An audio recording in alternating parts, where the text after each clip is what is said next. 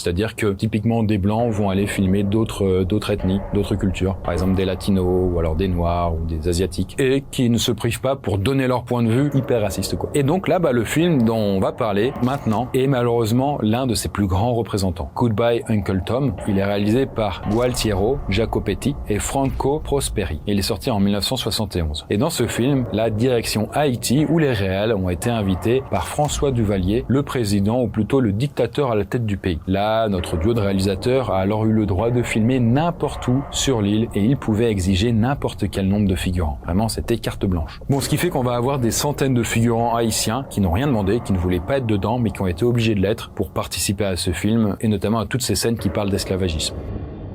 Mais en plus, les deux réalisateurs ont utilisé des documents d'époque pour examiner en détail l'idéologie raciste et puis les conditions dégradantes auxquelles les Africains étaient soumis dans le cadre de l'esclavage. Et tout ça fait que ça en devient un documentaire parce qu'il y a eu beaucoup d'archives publiques et compagnie, même s'il y avait des scènes avec des acteurs. Là, sans trop de surprise, le film est considéré vraiment comme ouvertement raciste. Il ne s'en prive pas, même si les réalisateurs ont tenté de s'excuser plus tard. Mais alors, qu'est-ce qu'on retrouve dedans ?